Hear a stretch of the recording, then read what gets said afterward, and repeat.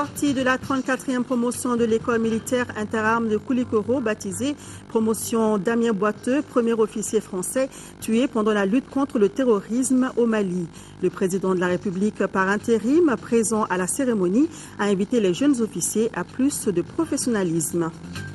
Journée citoyenne ce vendredi, c'était pour permettre aux retardataires, qui ne sont plus très nombreux, de pouvoir récupérer leur carte Nina. Les équipes d'orientation chargées d'expliquer le processus de vote aux citoyens ont été également mises en place aujourd'hui. À jour J-2, nous nous intéressons aussi au code de bonne conduite initié par les partenaires du Mali et adopté par bon nombre de politiciens. Ce code de bonne conduite a-t-il été respecté pendant la campagne présidentielle? La réponse en fin de journal. Notre invité du jour est le directeur général de l'administration du territoire. Avec Bassili Koulibaly, il sera question du schéma d'orientation des électeurs dans les centres de vote et de l'avenir de la carte Nina. Madame, Monsieur, bonsoir. Bienvenue dans ce journal à jour J-2. Nous ouvrons cette édition par la série d'audience à la résidence du président de la République par intérim. Diankouna Traoré a successivement reçu Edem Kodjo, chef de la mission d'observation de l'Union africaine, Aloutine, président de la RADO, Louis Michel, chef de la mission d'observation de l'Union européenne et John Koufor, chef de la mission d'observation de la CEDEAO. Avec toutes les personnalités, les entretiens ont naturellement porté sur la présidentielle de ce dimanche. Le reportage de Mamari Kone. C'est l'ancien secrétaire général de l'OUA, chef de la mission d'observation de l'Union africaine, qui a été la première personnalité à être reçue par le président de la République par intérim. Edem Kodjo et le professeur Diankouna Traoré ont fait un large tour d'horizon de la situation dans notre pays pendant ces derniers mois, avant d'évoquer ce qui reste à faire.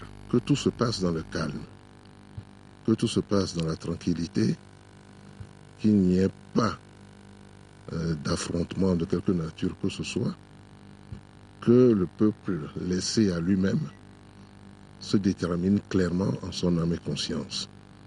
Tous ceux qui participent à ces élections, qui sont candidats, sont des Maliens authentiques. Alors qu'un fils du Mali sorte, nous tous nous le soutiendrons. Que nous soyons avec vous ici au Mali ou à l'extérieur du Mali, nous sommes tous des Africains, nous tous nous lui apporterons notre soutien. Membre de la mission d'observation de la CEDEAO, le président de la RADO est venu rendre une visite de courtoisie au professeur Diankouna Traoré et partager avec lui quelques préoccupations. Nous avons suivi cette crise depuis le début. Venir quand même le féliciter chaleureusement, parce que les défis auxquels le Mali était confronté étaient des défis énormes. Et lui dire effectivement, en tant que citoyen de l'Afrique de l'Ouest, la crise du Mali est une crise de l'Afrique de l'Ouest au Mali. Il y a tous les ingrédients. Et pour lui dire, nous sommes très concernés par ce qui se passe et que ces élections sont un défi que non seulement le Mali doit vraiment affronter et régler dans la paix.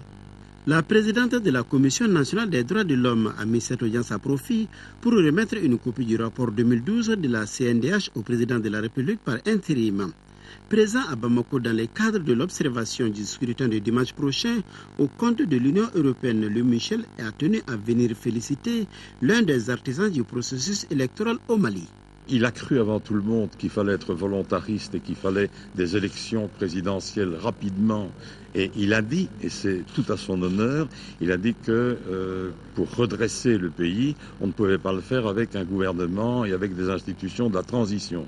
Je lui ai dit que ce que nous avions vu jusqu'ici, une campagne relativement paisible, assez classique finalement, et une bonne préparation pour que l'élection soit en tout cas légitimante pour la personnalité qui sera élue. L'ancien président ghanéen, chef de la mission d'observation de la CEDEAO, a été la dernière personnalité à être reçue par le professeur Diankouna Traoré au centre des échanges de la mission d'observation dont il dirige. We reviewed the situation generally Nous avons fait le tour des questions, la revue des questions. Il nous a parlé des mesures de sécurité prises par le gouvernement et partagé avec nous toutes les dispositions qui ont été prises. Nous lui avons dit le nombre d'observateurs avec lesquels nous sommes venus, 250, que nous avons déployés. Nous ne nous mêlons pas en l'organisation des élections. Nous sommes là pour observer et nous ferons nos rapports après les élections à la CEDEAO. À en croire les différentes personnalités reçues, tout semble prêt pour une bonne observation de l'élection présidentielle de dimanche prochain. La 34e promotion de l'école militaire interarmes de Koulikoro porte le nom du chef de bataillon Damien Boiteux, premier officier français tué pendant la lutte contre le terrorisme au Mali. Cette promotion est constituée de 46 officiers, dont 8 étrangers venant de 5 pays. Tout comme leurs aînés, la promotion Damien Boiteux s'engage à défendre l'intégrité du Mali.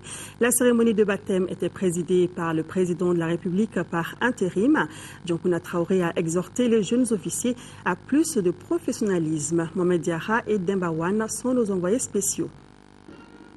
Le président de la République par intérim arrive au centre d'instruction Boubacar Sarassi pour respecter une tradition bien établie. Présider la cérémonie de sortie de promotion des officiers de l'école militaire interarmes de Koulikoro. Le chef suprême des armées passe en revue les troupes.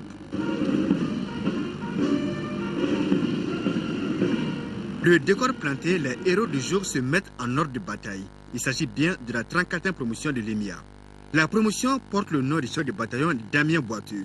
Le premier soldat français a trouvé la mort ici en terre malienne. Cette promotion est constituée de 46 officiers, dont 6 personnels féminins et 8 étrangers venant de 5 pays africains. Le moment solennel, c'est tout d'abord la prise des sabres. Elle marque la voie au commandement. Ensuite, la remise des épaulettes qui symbolisent la fin de la vie d'élève officier et l'aptitude à exercer un emploi. Et enfin, la prestation de serment. L'acte par lequel le jeune officier se met au service de la nation, de la patrie et s'engage pour le succès des armes. La cérémonie de cette année intervient à un moment crucial de notre histoire militaire, puisque, vous le savez, les derniers événements nous ont enseigné combien nous étions insuffisamment préparés face aux nouvelles menaces. De nouvelles exigences s'imposent donc aux chefs militaires d'aujourd'hui. Nous avons besoin, vous l'aurez compris, d'officiers professionnels, disciplinés et capables de prendre des risques. Vous y parviendrez en développant un effort continu au plan personnel, vous préparant aux circonstances difficiles, parfois tragiques, dans lesquelles vous serez amenés à intervenir. La formation d'officiers confère aux jeunes formés les fondamentaux du cursus de l'officier qui seront les préalables d'un long processus de formation ô combien exaltant dont les sommets demeurent les cours de l'école de guerre. Le chef suprême des armées salue la solidarité africaine. Le président de la République par intérim encourage les jeunes officiers et les exhorte à plus de professionnalisme. C'est une armée qui reprend confiance. C'est une armée désormais qui a compris que c'est elle le rempart principal pour défendre notre liberté, pour défendre notre dignité, pour défendre notre honneur, pour défendre notre intégrité territoriale. Cela, elle l'a compris. Et je pense que c'est l'essentiel. Je suis très fier de l'armée malienne et je pense que vous avez assisté au défilé comme moi. Ça suscite beaucoup d'espoir. C'est l'avenir de cette armée, de son efficacité, de son engagement pour la démocratie et la République et de sa volonté ferme de défendre en tout temps et en tout lieu la patrie malienne. Le major de la promotion est le Nigérien Issa Amadou. Les formateurs de la mission de l'Union européenne ont aussi été d'un apport appréciable dans la formation de cette promotion. Les officiers maliens ont tenu à les remercier. Le dernier acte de la cérémonie aura été le défilé militaire avec l'ensemble des unités des forces armées et de sécurité. En décidant de donner le nom de l'officier français à la 34e promotion de l'EMIA, les autorités maliennes rendent ainsi hommage à la France pour son engagement à lutter contre le terrorisme au Mali. Au cours de la cérémonie, les intervenants ont salué les qualités qui caractérisaient le pilote français. Retour ici sur le parcours de l'homme avec Mohamed Diarra. Celui dont la 34e promotion de l'EMIA porte le nom est un jeune officier français qui a servi son pays pendant plus de 2 décennies. Mais le destin a décidé qu'il perde la vie pour la libération du Mali. C'est le début de l'opération Serval à Konna où le lieutenant Boiteux a été mortellement blessé au commandeur de son hélicoptère. Et dès lors, le peuple malien ne cesse de lui rendre hommage et à travers lui, toute la France. Cet officier français qui est le premier à avoir donné sa vie pour stopper d'abord l'avancée des djihadistes et ensuite pour libérer les territoires occupés. Je pense que ce caractère spécial que revêt cette cérémonie, c'est la solidarité entre les peuples. Durant sa carrière militaire, Damien Boiteux aura impressionné plus d'un. Ce ne sont donc pas les qualificatifs qui manquent pour évoquer son parcours. C'est un jeune sous-officier consciencieux, discipliné et appliqué. Le chef de bataillon Boiteux est mort pour la France, oui, mais tombé pour le Mali. Tombé pour que le Mali libre et laïque puisse continuer d'exister. Tombé dans le combat pour la justice, la liberté, la tolérance, la dignité et la paix. Tombé en luttant contre la barbarie et l'obscurantisme, contre des criminels, des narcoterroristes, agissant sous le masque de l'islam. Et quel islam? Ses compagnons d'armes se souviendront longtemps de cette marque de solidarité des autorités maliennes. Nous, on est très reconnaissants que son sacrifice soit reconnu par le Mali et par l'armée malienne. C'est vraiment, je pense que ça restera longtemps dans la mémoire de tout le monde. L'exemple de Damien Boiteux doit servir de repère pour les jeunes officiers. Officier de la promotion, chef de bataillon Damien Boiteux, suivez tout simplement l'exemple de votre parrain pour le succès des armes du Mali, voire de l'Afrique, à travers la force en attente. Damien Boiteux a été élevé à la dignité d'officier de l'Ordre national du Mali à titre posthume par le président de la République par intérim. Une distinction décernée il y a quelques mois. Ici à Bamako, Mme Karim Wall, ambassadeur de Suède au Mali, et Aurélien Agbenonsi, représentant résident du PNUD au Mali, ont été successivement reçus en audience par le Premier ministre Django Sissoko.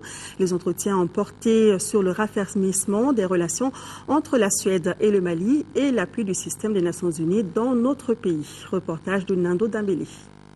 En fin de mission au Mali, Mme Karen Wall était venue faire ses adieux au chef du gouvernement. On a fait le point un peu de ce qui s'est passé pendant cette période, qui n'était pas tout à fait ce que j'avais imaginé. Je suis venue pour ouvrir une nouvelle ambassade, la première ambassade de Suède, et pour la première fois un ambassadeur résident au Mali, pour approfondir nos relations politiques, bien entendu, mais aussi pour développer notre coopération.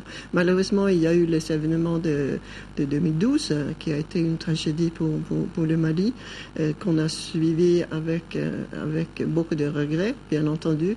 Mais maintenant qu'on est à la veille de la sortie de crise, ça a donné aussi à la Suède l'opportunité d'élargir notre appui. Nous avons soutenu les élections ou les préparations des élections. Nous participons à la formation des militaires maliens. Nous allons participer aussi avec un contingent suédois à la MINUSMA. En plus de l'équipe de démineurs, 100 soldats suédois sont attendus à Bamako dans le cadre de la MINUSMA. Devant quitter notre pays dans les prochains jours, Karen Wall est appelée à ses nouvelles fonctions en Algérie voisine. Tout comme l'ambassadeur de Suède, le coordonnateur résident et humanitaire des Nations Unies et représentant résident du PNUD au Mali est lui aussi en fin de mission. Il était important que je vienne le saluer, que je vienne le remercier pour tout l'appui dont j'ai bénéficié de la part du gouvernement du Mali, du peuple du Mali et surtout de lui en tant que Premier ministre parce que nous avons beaucoup travaillé ensemble déjà du temps où il était médiateur mais aussi dès qu'il a eu la lourde responsabilité de conduire le gouvernement.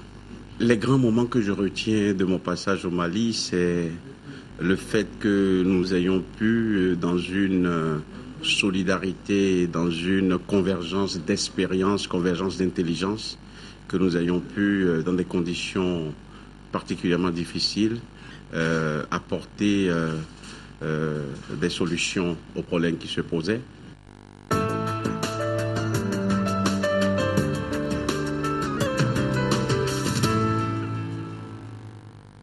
Page élection avec tout d'abord ce communiqué. Le ministre de l'administration territoriale invite d'une part les mandataires titulaires des candidats à l'élection présidentielle du 28 juillet à venir retirer leur badge demain, samedi 27 juillet à partir de 10h à la direction générale de l'administration du territoire et d'autre part les mandataires titulaires retardataires à remplir les formalités nécessaires en vue de l'établissement de leur badge. Le taux de retrait des cartes NINA, selon la Direction nationale de l'administration du territoire, est estimé à 80%. Pour le retrait effectif des cartes, le gouvernement a accordé aux retardataires la journée d'aujourd'hui. Les acteurs du processus électoral ont profité de cette journée citoyenne pour mettre en place des équipes d'orientation. Celles-ci sont chargées d'expliquer le processus de vote. Notre équipe de reportage dirigée par Garibou Pérou s'est rendue dans certains centres de retrait du district de Bamako. Suivant le reportage. Le gouvernement a décrété cette journée de vendredi, journée citoyenne. Chômée sur toute l'étendue du territoire national du Mali, cette journée permet aux retardateurs de procéder au retrait de leur carte NINA. Dans le district de Bamako, cette journée a été mise à profit. Ce matin, de 8h à 10h36, on a donné que 9 cartes. Il nous reste 400 cartes. On trouve vraiment très bien la journée citoyenne, parce que ça permet vraiment à la population vraiment de venir et retirer beaucoup de cartes. Je viens de retrouver tout de suite ma carte au niveau du centre Aminata Diop. Donc ça veut dire que vraiment l'organisation est parfaite. Je pense que le retrait des cartes se déroule bien. Les agents sont en train de faire leur travail correctement.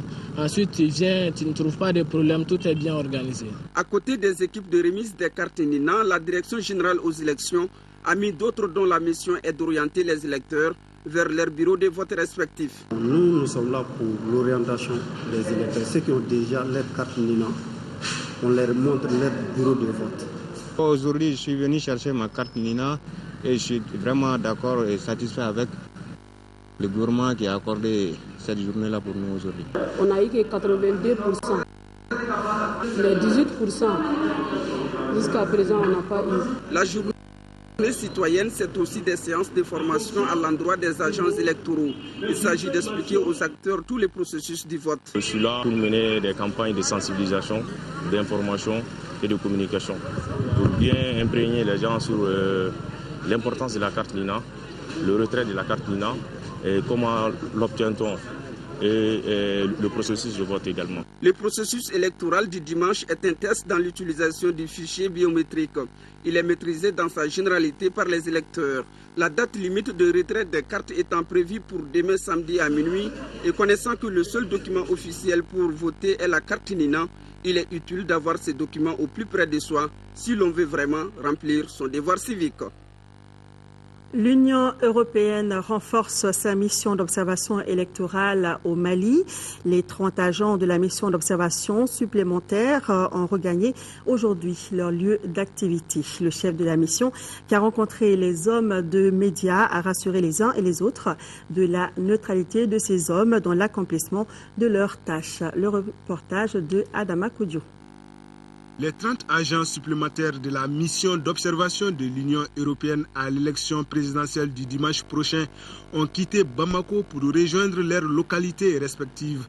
Arrivés dans la capitale lundi dernier, les 30 agents s'ajoutent aux 28 autres de la structure qui sont déjà en activité dans notre pays. Les consignes, je les ai données aussi, neutralité, indépendance, objectivité. Donc, nos observateurs sont formés selon les codes internationaux de l'observation électorale. Donc, je vous ai dit toutes les phases que l'on suivait. On suit en fait tout le processus. C'est pour ça qu'il y a des observateurs long terme qui sont ici déjà depuis un certain temps et des observateurs court terme.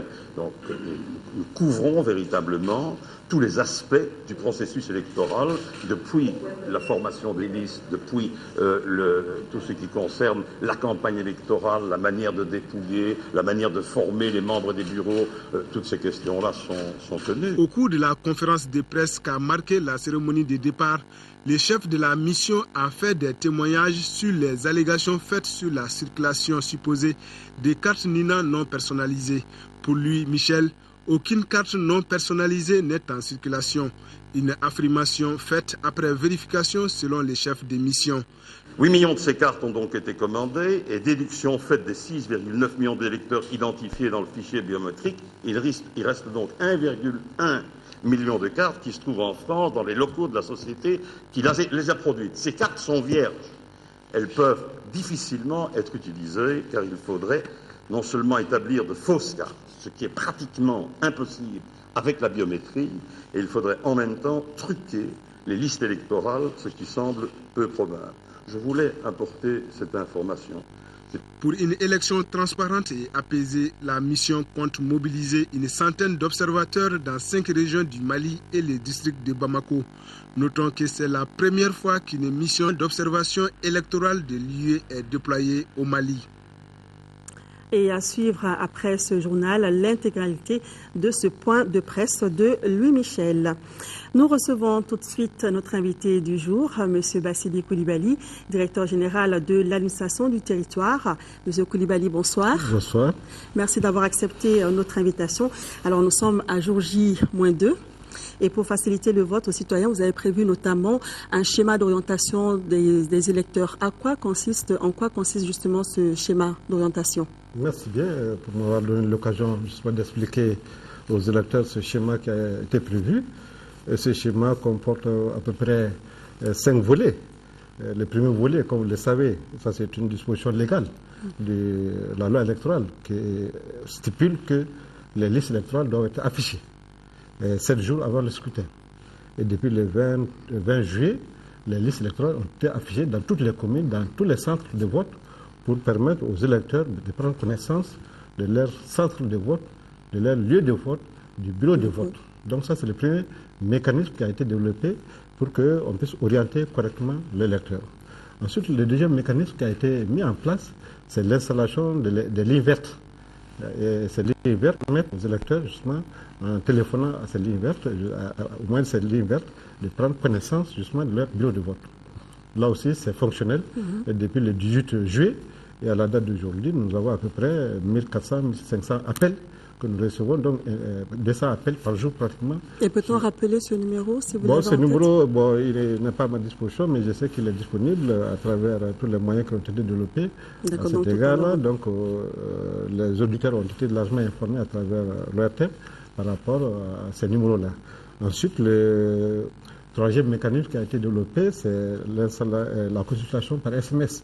Là aussi, ça a été développé, donc c'est un moyen aussi permettant aux électeurs justement de prendre connaissance de leur bureau de vote. Le quatrième mécanisme qui a été développé, et vous l'avez rapporté tout de suite à travers les reportages, c'est que la DG a mis en place dans pratiquement 30 villes de l'intérieur, y compris Bamako, des techniciens qui sont là pour aider les électeurs à retrouver leur bureau de vote. Maintenant, à partir du dimanche, qui est le jour déterminant, nous avons, avec le mouvement des pionniers, mis en place un système d'orientation. Donc les pionniers seront déployés. Il y aura à Bamako à peu près 630 pionniers qui seront développés à Bamako, dans tous les centres, dans les 126 centres de Bamako, pour prendre en charge les électeurs qui les désirent, qui ont des difficultés pour retrouver leur bureau de vote. Donc les pionniers disposent d'un code qui, rapidement, quand vous rentrez dans le centre de vote, quand vous avez des difficultés à retrouver votre bureau de vote, ils ont un code qui leur permet justement immédiatement de trouver votre bureau de vote et de vous renseigner et certainement de vous accompagner jusque dans le bureau de vote pour vous indiquer.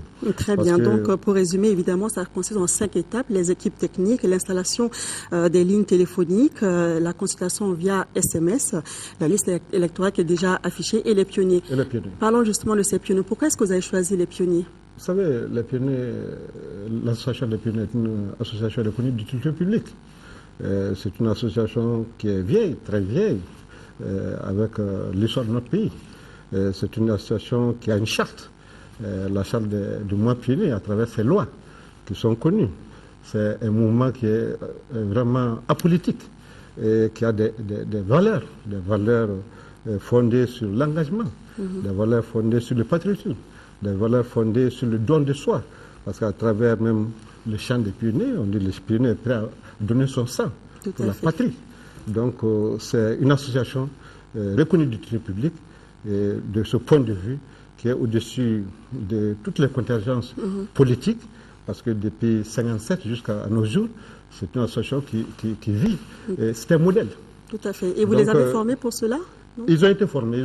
D'abord, comme c'est une école. Le mouvement pionnier, d'abord, c'est une école d'apprentissage, une école faite justement d'engagement, connaissant vraiment les réalités de notre pays. Mais en plus de cela, pour cette élection, ils ont été formés. Ils ont pris connaissance de tous les centres de vote.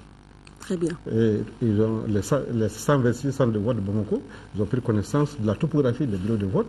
Et ils ont été formés pour cela. Ils disposent des codes. Et chaque fois qu'un électeur franchit un centre de vote, s'il a des difficultés à retrouver son bureau de vote, immédiatement il s'adresse au pionnier. Le pionnier identifie immédiatement le bureau et l'oriente là-bas. Très bien, il peut l'orienter et il y a des signes.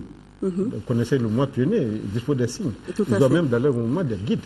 Donc, en ce moment, c'est une association vraiment qui est apte justement à assumer cette mission. Ce mécanisme est développé à Bamako, mais il est développé aussi dans les centres, dans les principales villes de l'intérieur, c'est-à-dire Ségou, Sigassou, Kaï, Mopti. Et il a été demandé à tous les gouverneurs de région justement de mettre en mouvement ces mouvements pionniers dans les grands centres, parce que nous avons dit encore une fois de plus que dans les villages et les quartiers de l'intérieur, pratiquement il n'y a pas de difficulté pour l'électeur de retrouver son bureau de vote.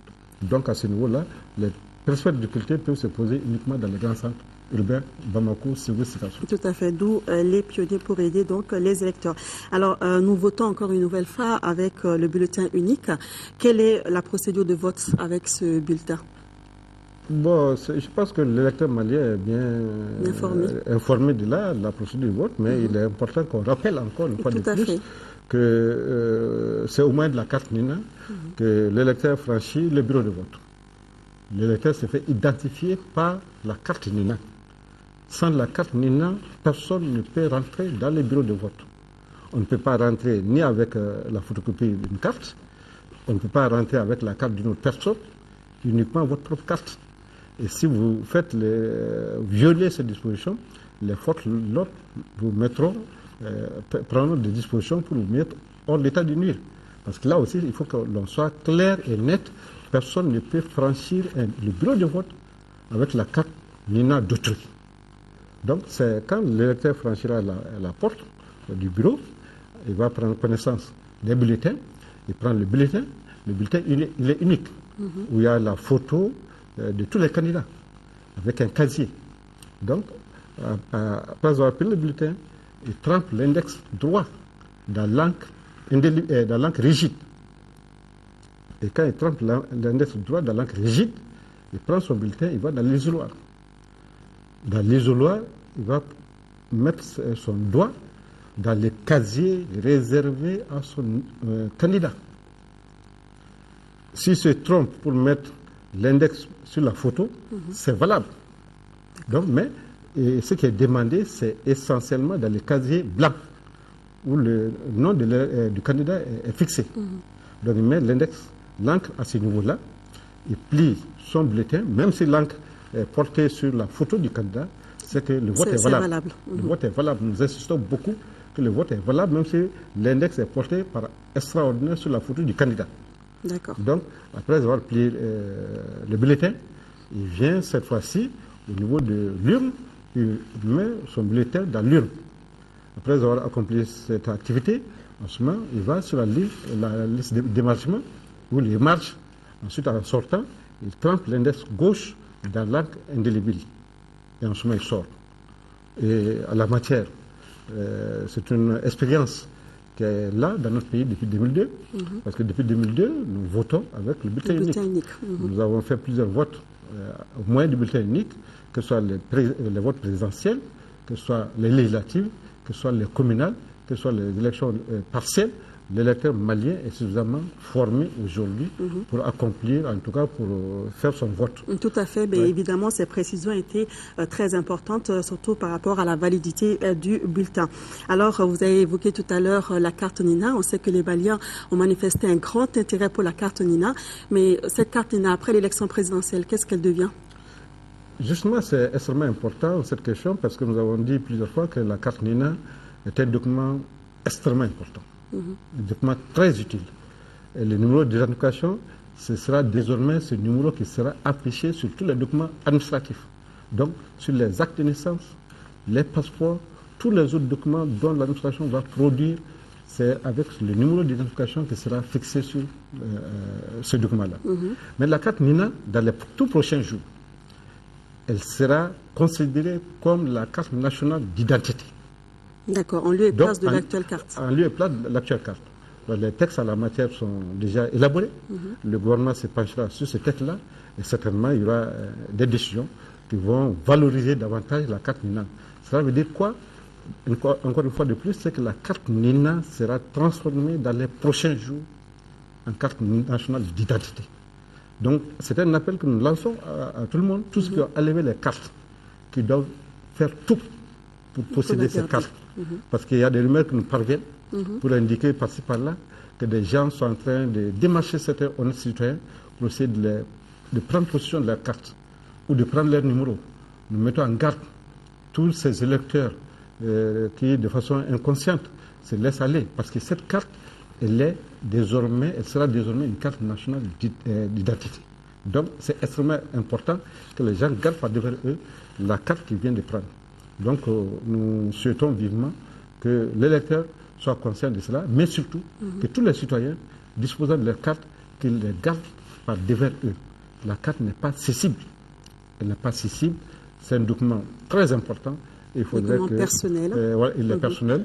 Et il faudrait que les gens vraiment prennent soin suffisamment de ça et ne pas donner ça à n'importe qui. Voilà, donc moi je pense que c'était très important de préciser tous ces aspects. La carte Nina sera donc considérée comme une carte nationale d'identité, donc à conserver avec beaucoup de soin. Évidemment, pour ceux qui n'ont pas encore la carte, le recensement va continuer pour leur procurer une carte Nina. C'est bien cela? Bon, ceux qui n'ont pas été enrôlés, bien sûr, le RAVEC est une opération pérenne. C'est qu'après les élections, ils peuvent continuer à aller dans les communes où nous avons le dispositif qui est là pour les permettre de s'enrôler et de produire la carte Nina dans les prochaines semaines ou les prochains mois. Donc c'est une opération pérenne et ça va continuer. Ça va continuer parce que c'est un système qui est là. Désormais, l'administration malienne utilisera essentiellement les numéros Nina dans le cadre de l'élaboration des documents administratifs. Voilà. En tout cas, merci beaucoup, Monsieur Koulibaly, pour toutes ces précisions qui étaient très importantes pour le citoyen malien. Nous vous remercions d'avoir été sur notre plateau. Merci d'être venu. Et je rappelle que vous êtes le directeur général de l'administration du territoire. Et nous poursuivons cette page élection avec ces deux communiqués. Le gouverneur du district de Bamako porte à la connaissance de l'ensemble des électeurs du district qu'afin de leur faciliter un accès facile à leur bureau de vote, des agents composés essentiellement de pionniers, on en a parlé il y a juste un instant, seront prédisposés à l'entrée de tous les centres de vote retenus au niveau des 6 communes, ainsi ces agents auront pour tâche d'accueillir et d'orienter les électeurs munis de la carte de vote Nina, seul document valable pour accomplir son devoir citoyen.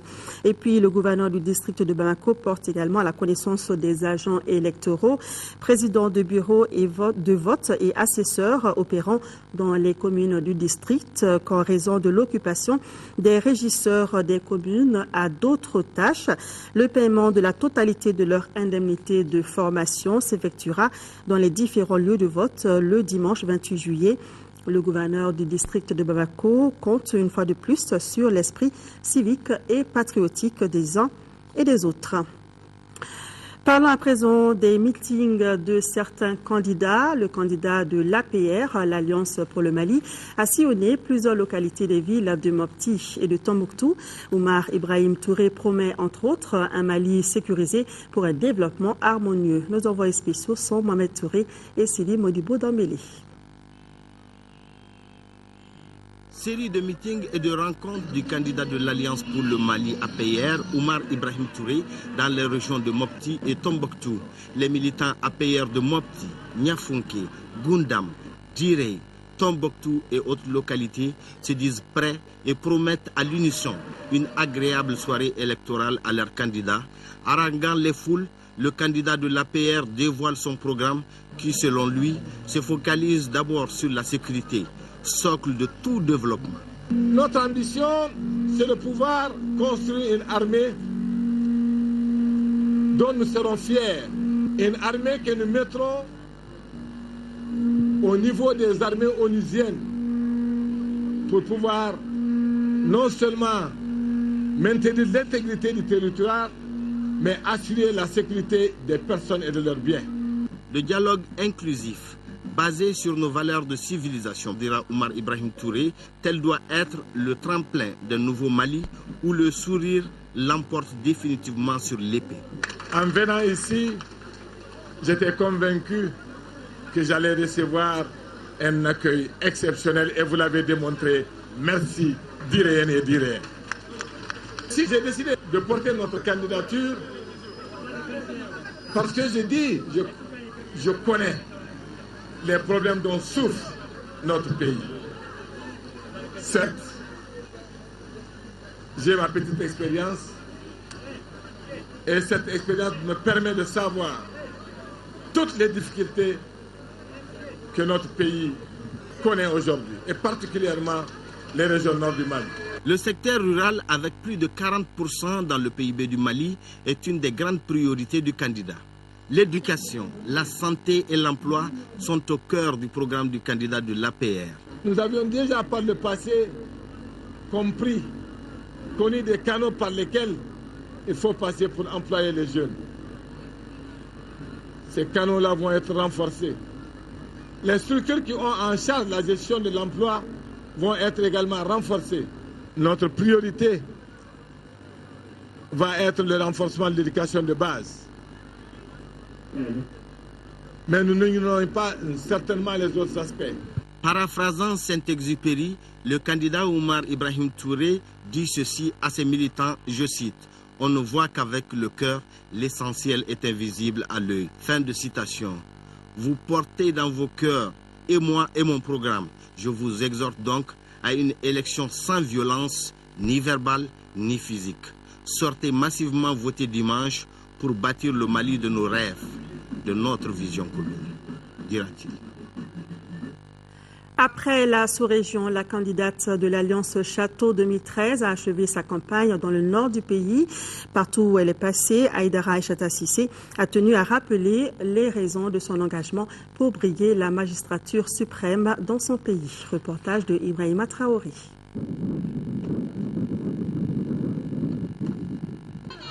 Aïdara Aïchata Cissé est la seule femme des 27 candidats engagés dans la conquête de Koulouba. Elle vient d'achever sa campagne dans le nord du pays en allant à la rencontre de ses militants.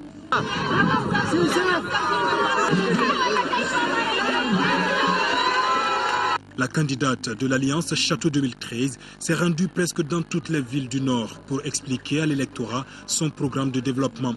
Un projet de société axé sur la paix et la sécurité, la promotion de l'emploi, l'éducation, le développement agricole et le développement social. Là où je suis passé, il y a eu un enthousiasme extraordinaire pour m'accueillir. Je pense que les Maliens, ce qui les intéresse aujourd'hui, c'est surtout les projets de société que les candidats portent pour eux. Et ce n'est pas le fait d'être un homme ou d'être une femme. C'est tout simplement le fait d'être un Malien qui a un projet pour ses compatriotes, capable de mettre en œuvre ces projets.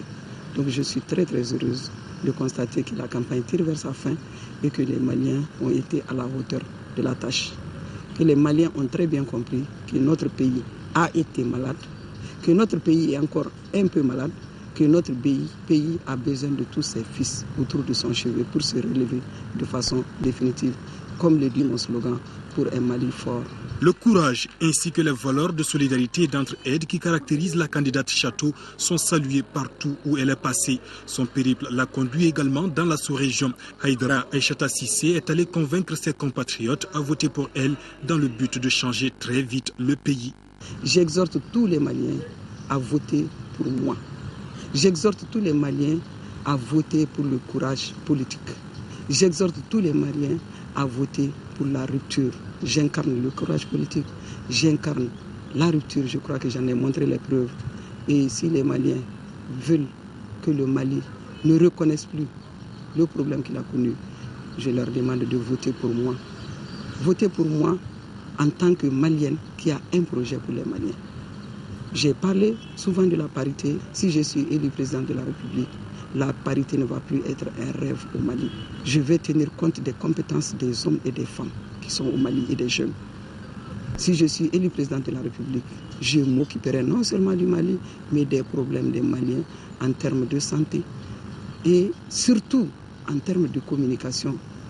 Il faudrait qu'on ait des nouveaux outils de communication pour que les gens ne continuent pas à aller raconter des histoires sur le Mali et que quelque part cela touche le Mali de près ou de loin ou que ça pose des problèmes au Mali. La candidate de l'Alliance Chateau 2013 invite les Maliens à s'unir davantage pour relever dans la quiétude le défi de la bonne organisation de la présidentielle de ce dimanche. Le candidat du parti Convergence d'Action pour le Peuple, CAP, était en tournée dans la région de Ségou. Au cours de ce périple, Racine Sédou Thiam a largement expliqué son projet de société aux militants et sympathisants de son parti. Le commentaire de Cheikh Oumar Sangari. Le week-end dernier, les activités de campagne étaient intenses au sein du parti Convergence d'Action pour le Peuple. En effet, son candidat Racine Sédou Thiam était parti à la rencontre des populations de la 4e région. Objectif, porter son projet de société aux populations de Marakakungo, Fana, Konobougou et Ségou.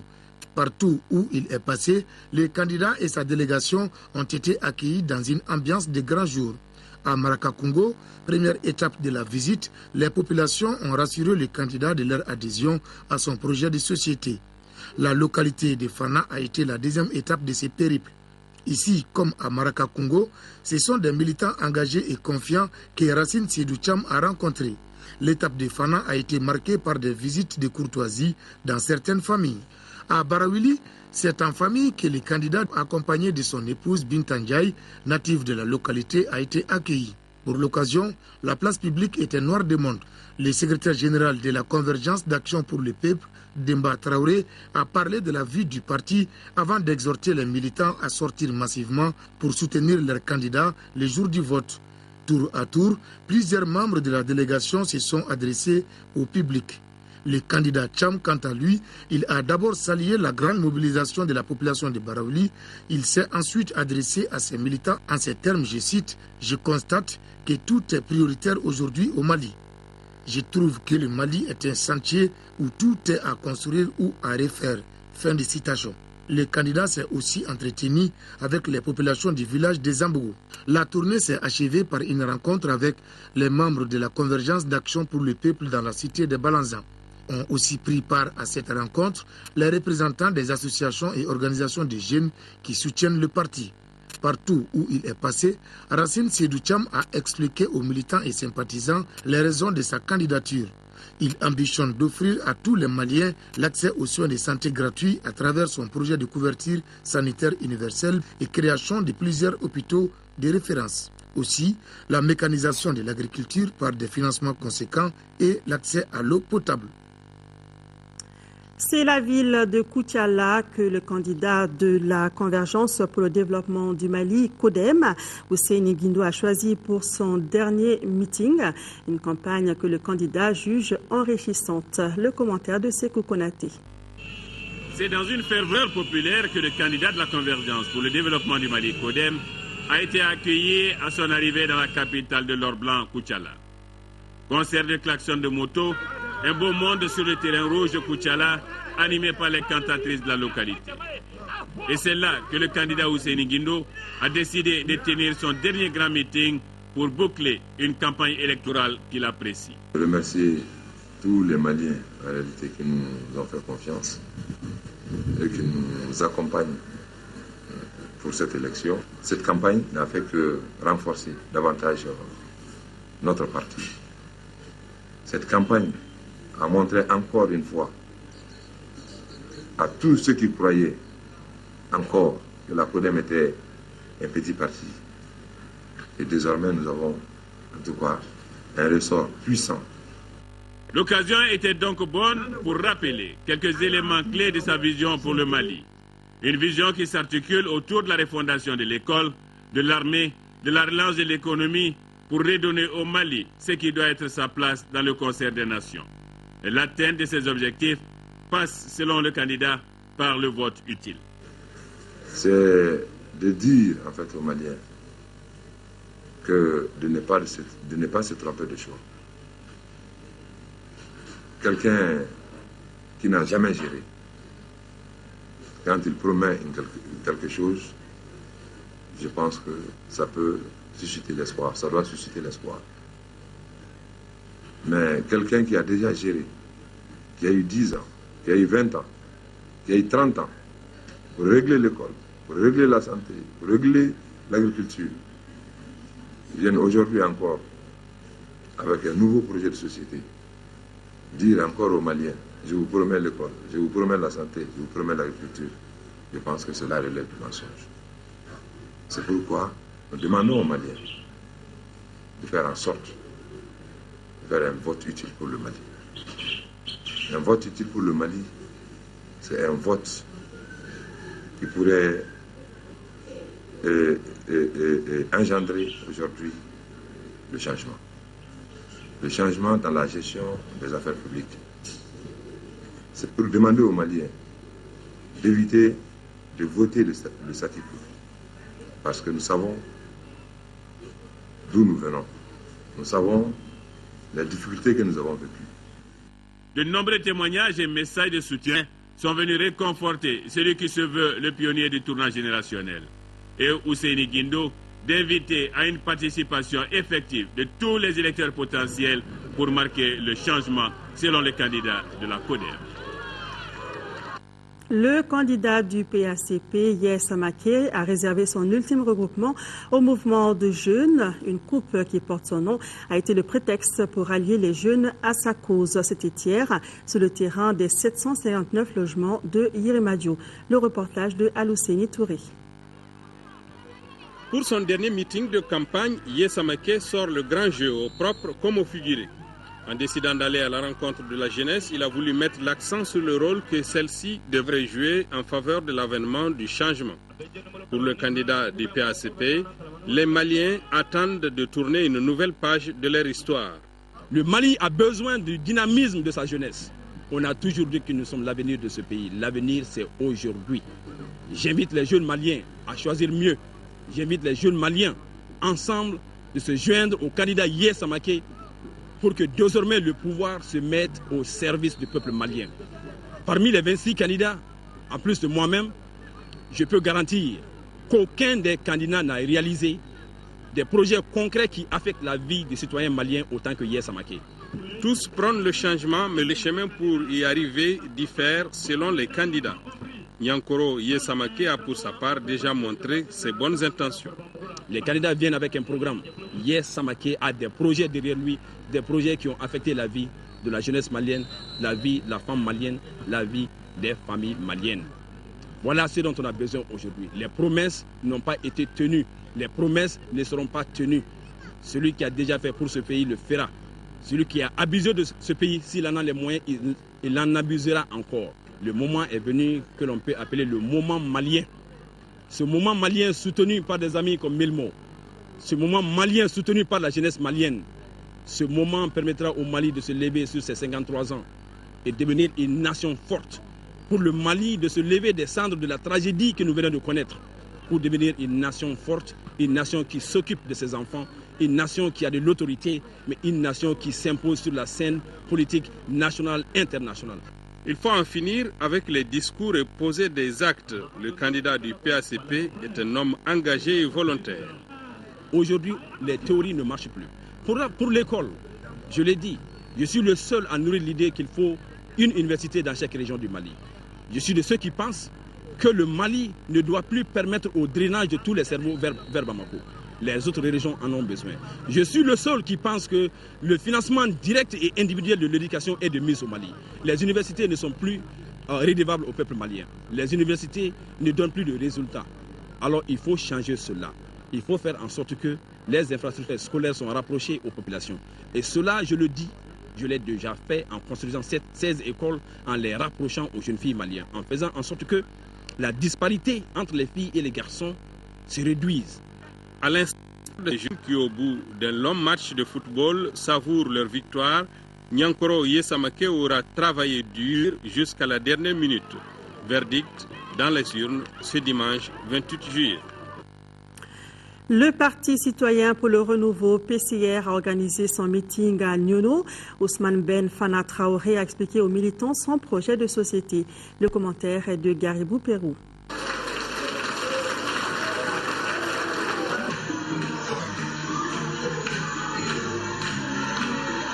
Ousmane Ben Fana Traoré est le candidat du Parti citoyen pour le renouveau PCR. Économiste de formation, la priorité du candidat libéral est celle de la promotion du secteur privé. Pour les candidats du PCR, ce n'est pas la fonction publique qui crée fondamentalement de l'emploi, mais c'est le privé. Tout en plaçant ce secteur au cœur de son appareil politique, l'homme salue le courage et la détermination de ses militants pour un Mali nouveau. Le lieu ici, à Nyono, de remercier l'ensemble des militantes et militants de la section du Parti citoyen pour le renouveau de Nyono. Ils se sont mobilisés comme un seul homme. Ils sont en train de sillonner partout, de tout donner dans cette bataille pour que nous gagnions ces élections. Je les remercie. C'est le lieu ici de dire à tous ceux qui m'ont soutenu, à tous ceux qui se sont mobilisés pour moi, que je les remercie. Je lance également un appel à mes promotionnaires, à ma famille, à mes amis, à tous ceux qui me connaissent, à l'ensemble des Maliens, de voter pour moi. Les réformes profondes sont nécessaires pour la mise en place des institutions solides. Pour ce faire, Ousmane Ben Fana Traoré reste convaincu que l'amour et le patriotisme sont quelques éléments nécessaires. Je suis candidat parce que j'aime mon pays. Le pouvoir appartient à Dieu. Il le donne à qui il veut, quand il veut, où il veut. Au cours de cette tournée, les militants libéraux ont accordé leur soutien à Ousmane Ben Fana Traoré. Le programme du Parti citoyen pour le renouveau PCR est basé essentiellement sur l'amélioration des conditions de vie sociale, l'équilibre entre les régions du pays et la garantie des services de base. La mise en place d'un grand ministère du développement social pour lutter contre la pauvreté et la marginalisation, sans oublier les secteurs de la santé et de l'économie. Le programme d'urgence pour sauver l'école malienne et la lutte contre toute forme de corruption, les chômages sont au cœur du projet de société du candidat.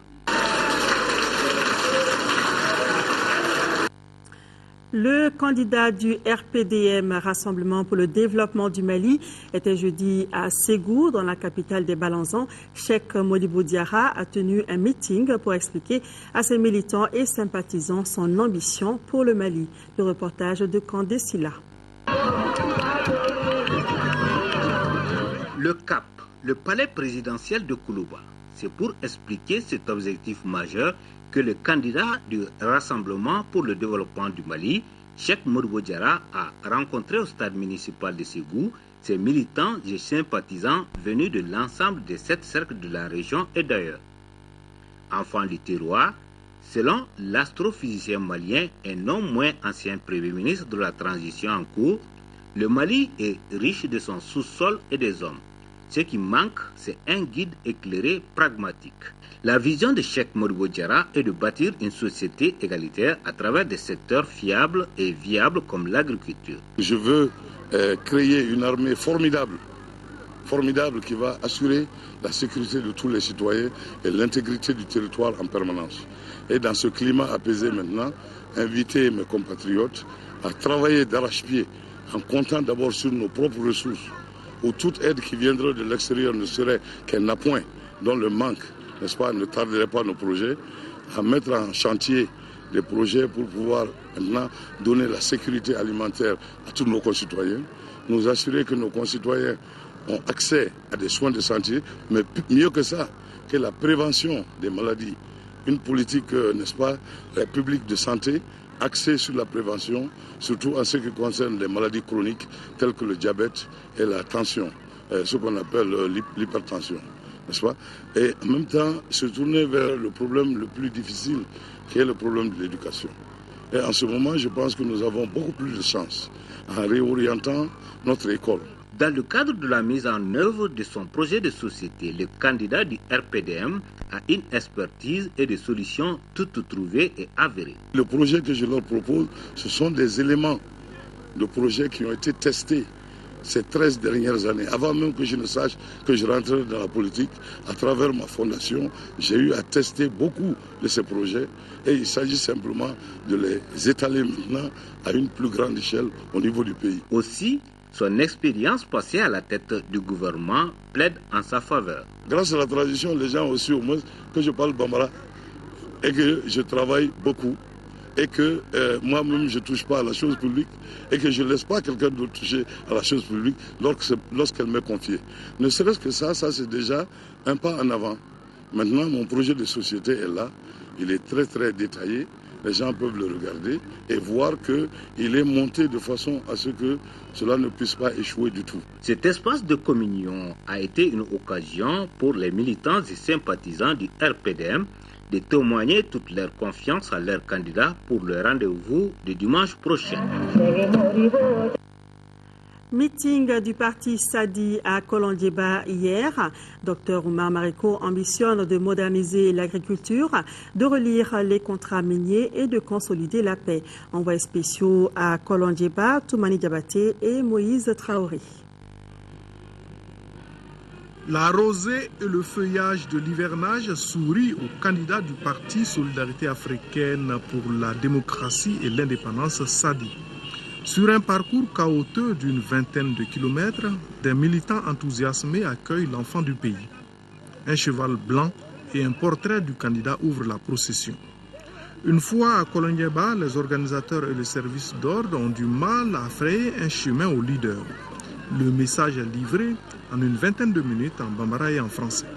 Vous avez choisi la dignité en refusant les t-shirts, en refusant les casquettes. Vous devez le matérialiser le 28 juillet par une sortie massive pour choisir le candidat qui a choisi d'être avec le peuple. Pour que l'agriculture de notre pays abandonne enfin les instruments rudimentaires de la boue.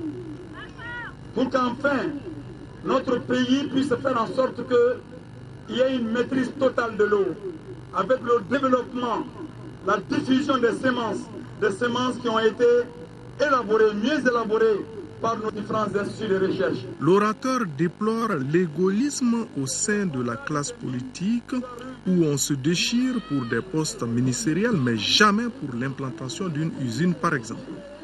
Oumar Mariko entend procéder à la relecture des contrats miniers.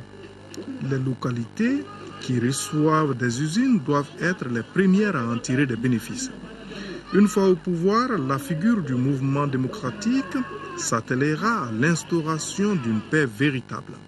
Une fois au pouvoir, nous sommes prêts, nous l'avons déjà fait avant d'être au pouvoir, à entamer un dialogue dans les limites des frontières maliennes avec tous ceux qui réclament du Mali, mais qui contestent le système politique qui nous a tous appauvris et qui nous a mis en conflit les uns contre les autres. Et c'est pour cette raison que je cite des mouvements comme le Haut Conseil de l'Azawad. Oui, je cite aussi le mouvement comme le mouvement Gandakoy. Je cite le mouvement Gandaïzo. Oui, je cite aussi le mouvement FLN. Je cite le mouvement Al-Karama. Oui, je cite aussi le mouvement MAA, mouvement arabe de l'Azawad. Je cite tous ces mouvements-là pour qu'ensemble, nous puissions, sans aucune peur, avec courage, que l'on se pose la question de savoir qu'est-ce qui nous est arrivé, pourquoi cela nous est arrivé, qu'est-ce que nous devons faire pour l'enterrer aujourd'hui et éviter que cela se passe encore une fois demain. Les préoccupations évoquées par les populations vont de l'équipement de dispensaires à la construction de routes en passant par l'emploi des jeunes.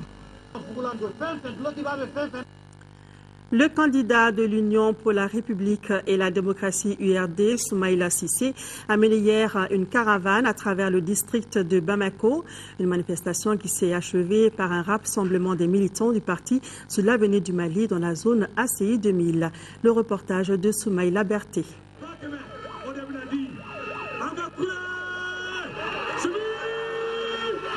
Ultime activité de campagne pour la présidentielle de dimanche, le candidat de l'Union pour la République et la démocratie a fait le tour des 6 communes du district de Bamako. Une caravane qui intervient au terme de 3 semaines de communion avec les pays profonds. Soumaïla Cissé s'est fait une véritable religion sur les besoins réels du Malien lambda.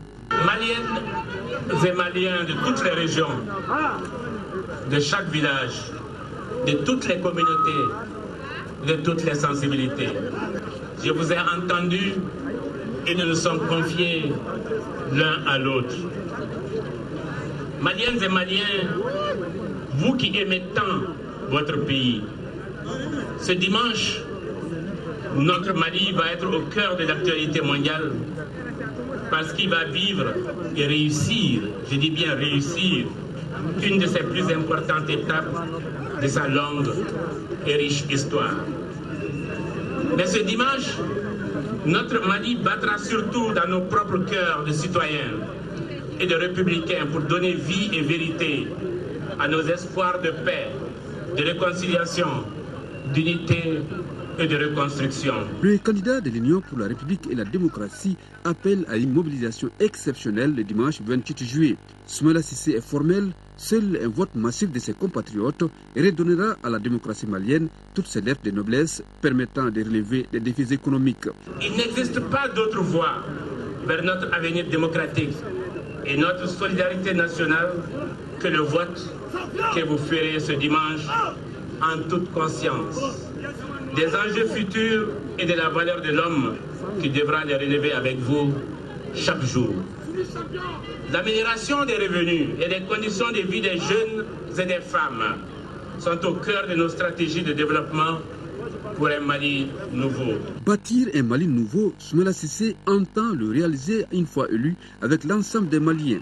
Pour lui, les femmes et les jeunes seront les fers de lance de ces chantiers. C'est ensemble, tous ensemble, que nous réussirons un Mali nouveau dans la tolérance, la confiance et la justice. Autant de vertus qui rendent la paix et la prospérité possible. Nous réussirons un Mali nouveau afin que nos enfants et les enfants de nos enfants demain soient fiers du pays que nous leur aurons bâti et transmis. Et que dans chaque maison où ils rentreront, ils pourront toujours et encore dire paix, paix à cette maison. Le candidat de l'URD a enfin rendu un hommage des plus vibrants aux forces armées et de sécurité du Mali pour leur courage, aux notabilités de toutes les villes et campagnes du Mali qui l'ont adopté lors de cette campagne électorale. Le candidat Oumar Bouri Touré Dibili a choisi la cité des 333 saints pour animer son dernier meeting. Son mandataire a expliqué son projet de société, un document qui s'articule entre autres autour de l'école et de la sécurité. Yaya Tandina.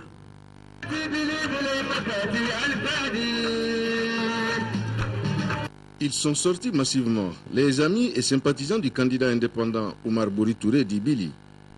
L'absence de l'intéressé sur les lieux n'a rien entaché la détermination de ses supporters politiques. Pour M. Bili, en décidant d'être candidat à l'élection présidentielle, le natif de la région de Tombouctou, précisément de Goundam, a une seule ambition, bâtir un Mali nouveau.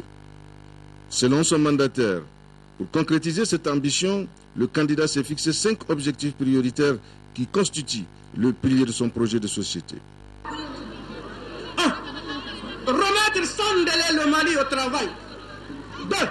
Bâtir un État fort et un État juste. 3. Refaire de l'école un lieu de formation du citoyen. 4. Et un lieu privilégié d'acquisition du savoir.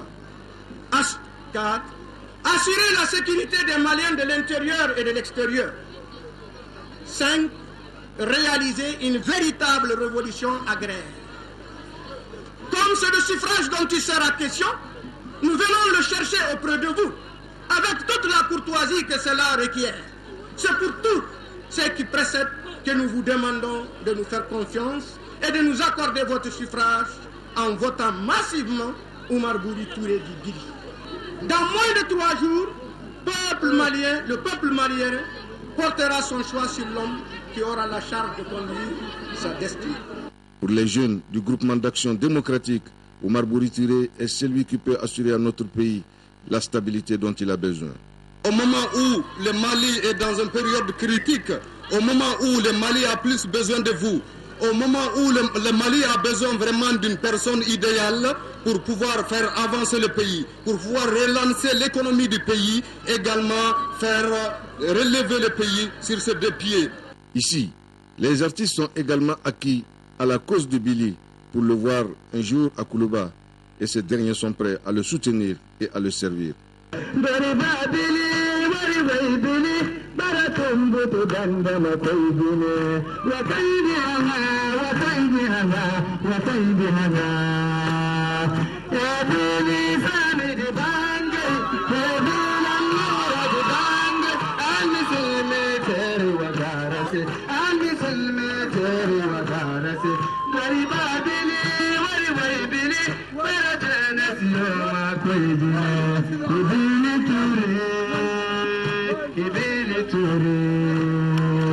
Après ce dernier meeting de Oumar Bouri Touré, ses partisans se sont donné rendez-vous dans les urnes pour voir leur candidat occuper la magistrature suprême. La revalorisation de la culture malienne et la lutte contre la piraterie, ce sont là, entre autres, quelques ambitions du candidat Youssouf Cissé. Son dernier meeting a eu lieu hier à Medina Koura. Le reportage de Fademba Keita. C'est au cours d'une manifestation culturelle que Youssouf Cissé, candidat à l'élection présidentielle du dimanche, a dévoilé ses projets de revalorisation de l'art malien, mais aussi exprimé ses inquiétudes. Pour lui, le centre Medina, conçu pour les expositions des œuvres d'art et la formation des artistes, est le lieu idéal pour parler des voies et moyens devant contribuer à la formation de l'ensemble de nos activités culturelles. Nous sommes un pays de culture et malheureusement nous ne connaissons pas notre culture. Il est grand temps qu'on fasse apprendre aux enfants ce qu'a été notre culture. Et nous sommes issus de fiers guerriers, de bâtisseurs de routes de notre pays, peut se baser sur l'industrie culturelle. L'industrie culturelle a fait le développement de beaucoup de pays. Les Indiens, même les Américains, l'industrie cinématographique rapporte de l'argent. M. Cissé abonde dans le même sens que le gouvernement de transition qui vient d'adopter en Conseil des ministres la politique culturelle du Mali. La réussite de cette politique, estime le candidat, est liée à la lutte commune contre la piraterie. Nous pouvons, à partir de nos légendes, concurrencer, pourquoi pas, les mangas japonais. Et ça ne fait pas des millions de francs CFA, ça fera des milliards de dollars. Parce qu'actuellement, d'une manière générale, les gens sont en manque d'inspiration. Nous, on n'a même pas commencé. Je suis étonné qu'on n'ait pas produit de grands films concernant Sundiata, concernant Babemba, etc., etc. À l'instar des films qu'on nous a fait voir quand on était jeunes, tels que le Cid, Bénir et autres. Un État a les moyens de faire ça. Donc si on vient d'adopter la politique culturelle, je suis sûr que c'est une bonne chose pour les artistes. Le futur président, affirme le candidat indépendant, doit travailler avec dévouement pour sa patrie. Il faut qu'on arrête les piratages. Quelqu'un qui pirate une œuvre d'art empêche l'artiste de vivre. Et il n'est pas loin du voleur de grands chemins qui fracasse la tête des gens pour pouvoir avoir les Jakarta et vendre à bas prix. C'est la même chose. Il faudrait que nous aussi, qu'on soit un tout petit peu à la hauteur, que l'on suive le mouvement général de lutte contre la piraterie, parce qu'il est multiforme. Il y a des textes qui protègent les artistes. Chaque édifice qui reçoit la visite du public, même les hôpitaux, doit en principe avoir des œuvres d'art d'artistes africains. Ce pays jadis de culture doit œuvrer pour que les traditions léguées par nos ancêtres ne soient pas un triste souvenir, a conclu le candidat. Youssouf Cissé entend mener la lutte contre l'extinction progressive de nos valeurs culturelles dès qu'il sera élu président de la République du Mali. La campagne présidentielle prend fin ce soir à 0 heure. À cette occasion, le président de la Commission électorale nationale indépendante s'adresse aux candidats en lice. Ses propos portent sur le respect strict de cette échéance par les candidats et leurs militants. Mamadou Diamoutani est au micro de Alousseni Touré. Le samedi 6 juillet 2013, je me suis permis de m'adresser à vous au nom de la Commission électorale nationale indépendante, CENI, à l'occasion de l'ouverture de la campagne électorale pour, d'une part, vous féliciter pour la validation de votre candidature à l'élection du président de la République par la Cour constitutionnelle et pour vous appeler à une campagne civilisée, d'autre part. Aujourd'hui, à quelques heures de la clôture de la campagne électorale, je voudrais vous exprimer toute la gratitude de la Commission électorale nationale indépendante pour avoir entendu son appel. En effet, vous avez su mener pendant 21 jours une campagne empreinte de respect mutuel. Madame et Messieurs les candidats, conformément à la loi électorale, la campagne électorale pour le scrutin du 28 juillet 2013 prend fin ce vendredi 28 juillet 2013 à minuit. La CENI s'est comptée sur vous pour le respect strict de ce délai légal. Elle espère que, comme vous, vos militants et sympathisants respecteront également cette disposition. La Commission électorale nationale indépendante pour l'élection du 28 juillet 2013 a accrédité 5790 observateurs électoraux, dont 1886 internationaux. Elle ne ménagera aucun effort pour que cette élection soit la plus transparente possible. Elle compte également sur vous et sur l'ensemble des électeurs pour faire du vote du 28 juillet 2013 une véritable occasion de sortie de crise. Je vous souhaite bonne chance. Que Dieu bénisse le Mali. Je vous remercie pour votre attention. Les observateurs de la francophonie peaufinent leur préparation en vue de superviser l'élection de dimanche. En plus des milliers d'observateurs locaux formés, une délégation de 26 membres sera sur le terrain un peu partout au Mali. Pour plus de détails, écoutons le chef de la délégation de la francophonie, Ahmedou Ould Abdallah, est au micro de Abdul Karim Kaba. Pour tous les membres de la francophonie, ils ont hâte de voir le Mali stable, de voir le Mali revenir dans l'organisation de nouveau pour retrouver sa place, la place qui a permis d'avoir la déclaration de Bamako qui est à l'origine du programme de la démocratisation de tout ce que fait la francophonie. Quel appel avez-vous lancé à l'endroit des Maliens pour qu'ils puissent accepter le résultat des urnes? Nous avons des Maliens de haut niveau, des Maliens qui ont été responsables à plusieurs niveaux, y compris président de l'Assemblée, Premier ministre, ministre, toute la palette des responsables. Ces Maliens, par patriotisme, ont accepté d'être candidats à l'élection présidentielle. Ils ont dépensé beaucoup d'argent, beaucoup de temps, beaucoup d'énergie. Je n'ai pas de doute, connaissant leur patriotisme, qu'ils vont jouer le jeu jusqu'au bout. L'élection sera difficile, parce que les conditions actuelles sont difficiles, mais l'essentiel pour nous est que leur engagement pour la campagne se transforme en engagement pour la reconstruction et la réconciliation du Mali. Le retour du Mali dans la CEDEAO, dans les cercles de l'OMVS et le retour à la francophonie. Le Mali le peut, le Mali va le faire. Et je suis convaincu aussi que les Maliens sont des gens de parole. Les initiatives ne manquent pas pour inciter les électeurs à participer massivement au vote de dimanche.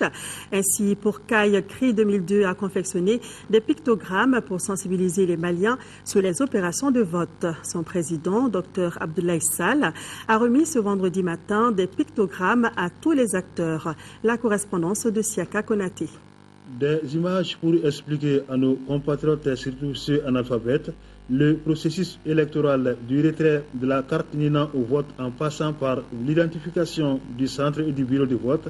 Voilà l'initiative citoyenne du Cercle de réflexion et d'information pour la consolidation de la démocratie CRI 2002, une initiative qui vise à rehausser le taux de participation à l'élection présidentielle de dimanche prochain et aux autres scrutins à venir. Pour mieux diffuser ces images, CRI 2002 a choisi comme partenaires les chefs de quartier, les autorités traditionnelles, les leaders religieux et notables de la région de CAI. À travers les images, on peut mieux leur faire comprendre le processus et les procédures électoraux, comment enlever sa carte Nina, et le jour du vote, comment aller à son centre de vote, le bureau de vote, quand vous rentrez, quelles sont les différentes étapes, tout cela en images. À travers ces images, CRI 2002 sensibilise également nos compatriotes sur les concepts de vote et de représentation utiles. L'implication des chefs de quartier, des autorités traditionnelles, des leaders religieux et des notables a déjà porté fruit pour ce qui concerne les retraits des cartes Nina. Le directeur de cabinet du gouverneur Kamankane, tout comme les présidents de CRI 2002, ont profité de l'occasion pour expliquer à l'assistance comment choisir un candidat sur les bulletins uniques. On retient essentiellement que l'on doit apposer l'empreinte digitale dans la cage comportant le nom du candidat. Le coordinateur des chefs de quartier Moussa Tangara a salué cette initiative de CRI 2002 avant d'engager les chefs de quartier, les chefs traditionnels, leaders religieux et notables à s'investir pour que la région de CAI ait le plus fort taux de participation. En deuxième région, c'est dans le cercle de Dioïla que le gouverneur de Koulikoro a bouclé sa visite de supervision du processus électoral. Le taux de retrait des cartes Nina à Dioïla est estimé à 84%. C'est de Traoré. Cette dernière étape du périple du chef de l'exécutif régional a permis aux autorités de Dioïla de mesurer une fois de plus la portée du scrutin du 28 juillet aux yeux de l'opinion nationale et internationale. Le gouverneur a d'abord constaté à Marakakongo, Fana et Dioïla la disponibilité des équipes de remise des cartes Nina, échanger avec les acteurs locaux et enfin vérifier à tous les niveaux l'affichage des listes électorales biométriques. Avec les membres de la commission de concertation, le préfet du cercle de Dioïla a fait un bref exposé sur l'état des préparatifs dans son cercle. Au jour d'aujourd'hui, la quasi-totalité du matériel est reçu au niveau cercle. Le matériel lourd a été déjà mis, évacué sur le terrain. Le processus d'acheminement du matériel suit son cours normalement, conformément au chronogramme que nous avons établi. À Dioïla, 187 042 électeurs potentiels sont déjà identifiés pour 609 bureaux de vote. Les agents électoraux sont tous formés et le taux de retrait des cartes Nina dépasse les 44%. Un motif de satisfaction pour les visiteurs. Un constat de satisfaction en termes d'organisation, en termes de formation des agents électoraux, en termes de mise en place des documents et du matériel électoral. En termes aussi de convivialité. Et aujourd'hui, nous pensons que le travail qui a été fait est de nature à augurer de bonnes élections crédibles. On a un bon taux de distribution des cartes Nina. La mobilisation des électeurs sera également à la hauteur pour qu'on puisse avoir un bon taux de participation. Partout où la mission a passé, le gouverneur Alain Tessougué a invité les acteurs locaux de transformer le vote du dimanche en une fête nationale.